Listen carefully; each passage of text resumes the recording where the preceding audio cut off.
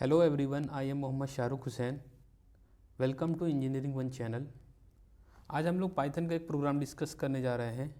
The question is write a Python program to find LCM of two numbers. LCM means least common multiple. Means हमें दो number का LCM find करना है जो कि least होना चाहिए और कॉमन होना चाहिए और मल्टीपल होना चाहिए दोनों का। यानी फॉर एग्जांपल हम एक ले लेते हैं, लाइक मैंने दो नंबर ले लिए 8 और 12। अगर हम इसका मल्टीपल देखें 8 का, तो हमारे पास मल्टीपल 8 का कौन कौन सा होगा? 8, 16, 24, 32 एंड सो ऑन। इसी तरीके से हमारे पास 12 का मल्टीपल होगा, 12 खुद होगा, 12 12 12 दूनी 24, 12 36 एंड सो ऑन। तो हम यहाँ पे ये देखना है कि हमारे पास इन दोनों में से कॉमन क्या है। तो हमें यहाँ क्लियरली दिख रहा है कि यहाँ पे हमारा 24 और इसमें 12 के मल्टीपल में 24, दोनों में ये कॉमन नंबर है, जो कि पहला कॉमन नंबर है और लीस्ट है। इसके बाद हो सकता है कि 24 के बाद और भी मल्टीपल हो हमारा जो कि कॉमन हो, बट वो हमारा लीस्ट नंबर नहीं है।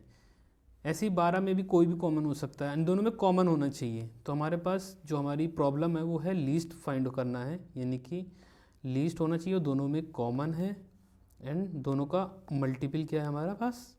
8 और 12 का दोनों मल्टीपल हैं। ओके, तो इसके लॉजिक में हम लोग देखेंगे। सबसे पहले हम लोग क्या करेंगे, इसके अंदर एक ग्रेटर वैल्यू फाइंड करेंगे।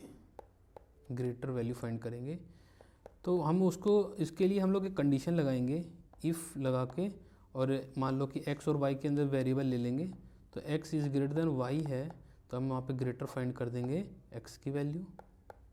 ग्रेटर में x की वैल्यू आ जाएगी, अदरवाइज एल्स में ग्रेटर की वैल्यू क्या आ जाएगी? वही है।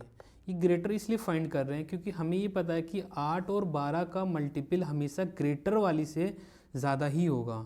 आप कभी भी कोई भी दो नंबर का एलसीएम फाइंड करते हैं तो ये रहेगा कि हमेशा जो वैल्यू आएगी एलसीएम वो ग्रेटर वाली से वैल्यू से हाई होगी। जैसे हम इस एग्जांपल में देख सकते हैं कि 8 है, 16, 24 है, बट कभी भी ऐसा नहीं होगा कि जो ग्रेटर वैल्यू यानी कि 12 है इससे कम दोनों का मल्टीपल हो।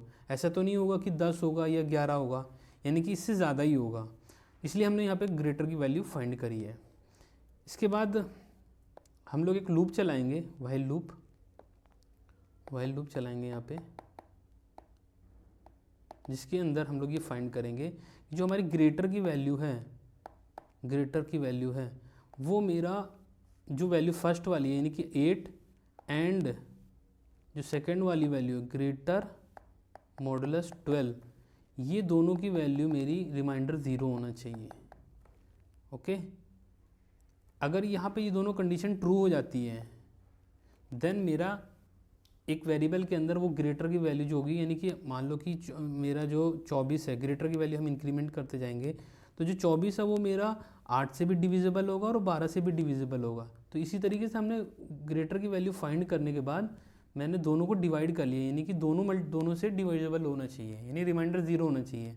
अगर नहीं है तो हम लोग क्या करेंगे, ग्रेटर की वैल्यू को इंक्रीमेंट कर देंगे, ग्रेटर प्लस इक्वल टू 1 हो जाएगी।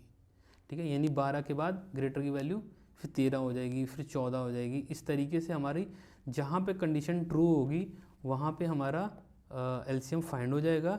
देन लूप से वो बाहर होगा, ब्रेक करेंगे एंड देन हमारा आउटपुट रिटर्न हो जाएगा। ओके, नाउ हम लोग अभी कोड की तरफ देखते हैं और उसको समझते हैं कि हमारे कोड में क्या किया गया है। ओके, नाउ ये हमारा कोडिंग पार्ट है। यहाँ से हम स्टार्ट करते हैं n1 से। यहाँ पे हमने एक n1 में एक वेरिएबल वैल्यू पास कराई है यूज़र के थ्रू। हमने एक इनपुट फंक्शन यूज़ किया है और इसके अंदर टर्मिनल पे पास कराया है कि enter the first number. Means user हमारा एक नंबर पास करेगा, यानी कि मान लो कि मैंने यूज़र से 8, जो कि हमने एग्जांपल लिया वही ले रहे हैं, 8 पास करा दिया। Okay, now second variable n2 के अंदर भी हमने, और यहाँ पे हमने देखेंगे टाइप कास्टिंग की हुई है, यानी कि हम जैसे हमें पता है कि इनपुट जो हमारा स्ट्रिंग वैल्यू को लेता है, बट हमें क्या करना है, इसको टाइप कास्ट करके इंटीजर में ले लिया, यानी कि 8 अब हमारा इंटीजर वैल्यू लेगा। ओके, नाउ n2 के अंदर मैंने क्या करा है कि एक इनपुट यहाँ भी लिया हुआ और टर्मिनल पे पास कराया है हमने एंटर दी सेकंड नंबर। तो मैंने सेकंड नंबर मैंने अपने एग्जांपल के तो जैसे मैंने 12 ले लिया। ओके, नाउ मैंने यहाँ पे एक रिजल्ट नाम का वेरिएबल है और इस वेरिएबल के अंदर मैंने एक फंक्शन लिखा नाम फाइंड एलसीएम और उसके अंदर वही दोनों वैल्यू यानी n1 और n2 पास करा दिया। अब ये फाइंड एलसीएम मेरा सर्च करेगा हमारे प्रोग्राम के अंदर कि कहाँ पर है। तो हम ये ऊपर देख सकते हैं कि जहाँ हमने एक फंक्शन डिफाइन किया हुआ है डेफ कीवर्ड के साथ, ये फाइंड एलसीएम, इसके अंदर x और y है। x की वैल्यू जब यहाँ पर आएगी तो हमारी क्या पास हो जाएगी, x में 8 हो जाएगी और y के अंदर क्या आ जाएगी हमारे पास 12, क्योंकि हमने यहाँ पे आर्गुमेंट n1 और n2 को पास किया था जो कि हमारे इस फंक्शन के अंदर आया है x और y में। नेक्स्ट जैसे हमने अपने लॉजिक में ये एक्सप्लेन किया था कि हमें सबसे पहले ग्रेटर की वैल्यू फाइंड करनी है। तो इस कंडीशन को चेक करेंगे तो इस कंडीशन में क्या आ रहा है कि x, क्या मेरा x ग्रेटर देन है y से है। तो हमें यहाँ दिख रहा है कि 8 इज़ ग्रेटर देन 12 नहीं है, तो मेरी क्या कंडीशन चलेगी, एल्स वाली चलेगी। अगर ये कंडीशन ट्रू हो जाती यानी कि x की वैल्यू में 12 लेता और y की वैल्यू 8 लेता तो ग्रेटर के अंदर मेरी कौन सी आ जाती, बिग वाली वैल्यू आ जाती यानी x की वैल्यू आ जाती। बट हमने यहाँ पे क्या किया है कि x की वैल्यू 8 ली है और y की वैल्यू मैंने 12 ली है। तो एल्स पार्ट चलेगा, एल्स में मेरा क्या आ जाएगा, ग्रेटर की वैल्यू y आ जाएगी यानी कि 12 आ जाएगी, यानी कि हमारे पास ग्रेटर की वैल्यू क्या आ गई, 12 आ गई। ओके, यहाँ तक क्लियर है। नाउ आगे चलते हैं। हमने एक जैसे एग्जांपल बताया था कि हमने एक लूप चलाना है और उस लूप के अंदर हमने पास करा दिया आर्गुमेंट ट्रू। ये कंडीशन ट्रू रहेगी तब तक ये लूप हमारा चलता रहेगा। जब ये कंडीशन ट्रू है तो हमारा जो है लूप अंदर जाएगा और फिर उसके बाद ये स्टेटमेंट एग्जीक्यूट करेगा। इसमें हमने कंडीशन लगाई है जैसे हमने वहाँ लगाई थी कि ग्रेटर, यानी ग्रेटर की वैल्यू क्या हमारे पास 12। तो चलो हम लोग इस कंडीशन को देखते हैं कि हमारा ये सेटिस्फाइड होता है कि नहीं 12 के लिए। अगर मैंने 12 मॉडुलस 8 करा इक्वल टू क्या मेरा ये 0 है, जैसे ग्रेटर की वैल्यू 12 थी, x की वैल्यू 8 थी, तो हम इस कंडीशन को इसमें अप्लाई कर रहे हैं। तो अगर हम इसका मॉडुलस निकालते हैं 8 और 12 के साथ और रिमाइंडर मेरा 0 होना चाहिए, तो यहाँ से मैंने लिया 8 यानी 8 12 माइनस 8 इक्वल टू 4 आया कि हमारा रिमाइंडर यहाँ पे देख रहे हैं कि यहाँ 0 नहीं है। ऐसे हम दूसरी कंडीशन भी चेक करेगा वो, क्योंकि एंड का मतलब होता है कि ये भी मेरा ट्रू होना चाहिए और ये भी मेरा ट्रू होना चाहिए, तभी हमारी कंडीशन ट्रू होगी, तभी ये मेरा इफ कंडीशन के अंदर जाएगा। अदरवाइज लूप मेरा इंक्रीमेंट हो जाएगा, ये वाली वैल्यू इंक्रीमेंट होगी। ओके, ये वाली लाइन एग्जीक्यूट होगी हमारी। तो हमने सेकंड वाली लाइन को एग्जीक्यूट करा रहे हैं, सेकंड स्टेटमेंट को।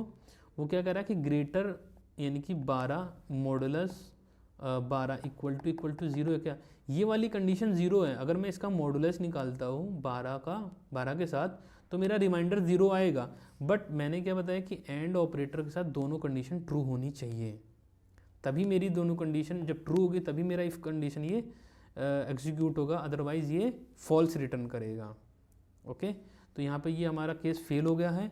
देन हमारा ये इफ़ के अंदर नहीं जाएगा तो हमारा ये क्या एग्जीक्यूट करेगा, इफ़ के बाहर का, यानी कि ग्रेटर प्लस इक्वल टू 1, यानी कि इसके हम लोग ले सकते हैं कि greater equal to greater plus 1, यानी कि जो ग्रेटर क्या थी मेरी 12 प्लस 1 इक्वल टू क्या हो गई हमारे पास 13 हो गई, यानी कि अभी मेरा यहाँ पे ग्रेटर की वैल्यू क्या हो गई, इंक्रीमेंट होके 13 हो गई। ओके, नाउ आगे देखते हैं हम लोग इसको अब कि हमें नेक्स्ट लूप आगे एग्जीक्यूट कराना है। मैं इसे रफ कर देता हूँ। ओके, नाउ ग्रेटर की वैल्यू हमारी क्या हो गई थी, ग्रेटर इक्वल टू 13 हो गई थी। कंडीशन हमारी ट्रू है अभी हमने ब्रेक नहीं किया, कुछ भी नहीं किया। नाउ अगेन से इफ कंडीशन चेक करते हैं, ग्रेटर की वैल्यू क्या है 13 मॉडुलस x की वैल्यू क्या हमारे पास 8 है, जैसे कि हमने यहाँ पे लिया था x इक्वल टू 8 थी और y इक्वल टू 12 थी। तो x 13 मॉडुलस 8 इक्वल टू 0 है क्या, अगर आप मॉडुलस इसका निकालेंगे तो ये नहीं आएगा। एंड ऑपरेटर के साथ देख लेंगे तो क्या होगा हमारे पास 13 मॉडुलस 12, ये भी हमारा 0 नहीं, ये कंडीशन फेल हो जाएगी। तो इसी तरीके से फिर से ग्रेटर की वैल्यू क्या होगी हमारे पास, एक इंक्रीमेंट हो जाएगी। जब ग्रेटर की वैल्यू इंक्रीमेंट हुई मीन्स 13 की वैल्यू क्या हो जाएगी 14 हो जाएगी। इसी तरीके से हम लोग 14 के लिए भी एग्जीक्यूट कराएंगे इस कंडीशन को, फिर अगेन से लूप चलेगा। तो 14 मॉडुलस 8 इक्वल टू 0 है क्या? बिल्कुल नहीं है। दूसरी कंडीशन भी चेक कर लेंगे, 14 मॉडुलस 12 इक्वल टू 0 है क्या? ये भी नहीं है, यानी 14 पे भी ये हमारा एग्जीक्यूट नहीं होगा। इस तरीके से हमारा ये लूप चलता जाएगा। बट हमने जैसे एग्जांपल में देखा था कि हमने जब मल्टीपल निकाला तो 24 पे हमारी कंडीशन ट्रू हो रही थी। तो अगर मेरा ये इंक्रीमेंट होते होते ये 14 के बाद 15, 15 के बाद 16 इस तरीके से चलता जाएगा। तो एक 24 के लिए हम लोग चेक कर लेते हैं कि क्या मेरा ये कंडीशन ट्रू होगा क्या। अगर मैं 24 के लिए निकालूं, 24 मॉडुलस 8 इक्वल टू 0 है। अगर मैं इसका मॉडुलस निकालता हूँ, यानी 8 या 24, तो अगर आप मॉडुलस निकालोगे तो इसका रिमाइंडर 0 आएगा, तो ये हमारी कंडीशन ट्रू होगी। एंड नेक्स्ट वाले के लिए देख लेते हैं कि यानी 24 मॉडुलस 12 इक्वल टू यानी 12 दूनी 24, यानी कि ये भी हमारा रिमाइंडर क्या आ जाएगा? 0 आ जाएगा, यानी कि दोनों कंडीशन हमारी ट्रू हो जाएंगी। जब ये दोनों कंडीशन ट्रू है तब ये मेरा लूप के अंदर आएगा, यानी कि ये वाली लाइन एग्जीक्यूट होगी, LCM is equal to greater, यानी कि जो ग्रेटर की वैल्यू है, अभी हमने ग्रेटर की वैल्यू क्या ले ली है? 24 ले ली है, ठीक है। ग्रेटर की वैल्यू हमने यहाँ से ये वाली वैल्यू आ जाएगी, यानी LCM वेरिएबल के अंदर 24 वैल्यू आ जाएगी, ओके, क्योंकि इस लाइन के अकॉर्डिंग। नाउ उसके बाद ये लाइन आ गई, जैसे ही 24 आया हमारा क्या लूप क्या होगा? हमारा ये ब्रेक हो जाएगा। ब्रेक क्या करता है स्टेटमेंट कि हमारा जो लूप चल रहा है कंटिन्यू में, उसको ब्रेक करके उस लूप से बाहर आ जाएगा। जब बाहर आ जाएगा तो हमारी ये वाली लाइन एग्जीक्यूट होगी, रिटर्न LCM। और रिटर्न में क्या LCM रिटर्न करेगा? ये पूरा फंक्शन क्या रिटर्न करेगा? LCM। और LCM की वैल्यू कितनी है? 24। अब ये जो फंक्शन था ये वहाँ पर रिटर्न करेगा जहाँ से ये कॉल हुआ था। तो हम अपनी लास्ट वाली लाइन में आ जाते हैं, इस वाली लाइन में। यहाँ पे हमारा फंक्शन जहाँ कॉल हुआ था, फाइंड LCM n1, n2, इसके पास क्या आ जाएगी वैल्यू? 24 आ जाएगी। 24 हमारा किस वेरिएबल में चला जाएगा? रिजल्ट में चला जाएगा। रिजल्ट इक्वल टू कितना हो जाएगा? 24 हो जाएगा। उसके बाद लाइन, अगली वाली लाइन एग्जीक्यूट होगी, तो इसमें क्या लिखा हुआ? प्रिंट दी LCM इज, यानी कि आउटपुट पे हमारे पास इस तरीके से शो होगा, दी LCM इज। इसके बाद हमारे पास रिजल्ट में जो वैल्यू थी यानी कि 24, तो यहाँ पे हमारा आउटपुट में आ जाएगा 24। तो पूरा आउटपुट जो आएगा हमारे पास वो आएगा आउटपुट द LCM इज 24। अगर आप इस कोड को अपने VS कोड पे या फिर किसी भी एडिटर पे रन कराते हैं तो इसका आउटपुट, जो भी हम यूज़र से वैल्यू डलवाएंगे उसका आउटपुट हमें गिवन देगा। जैसे हमने यूज़र से 8 और 12 को डलवाया था। अगर मैं आपको इसका रिजल्ट भी दिखा देता हूँ कि हमने इस वाली लाइन के अंदर एंटर दी फर्स्ट नंबर 8 पास कराया था, और सेकंड वाली लाइन के अंदर एंटर दी सेकंड नंबर 12 पास कराया था। तो आउटपुट पे मेरे देखिए, आप देख सकते हैं द LCM इज 24 प्रिंट हो रहा है।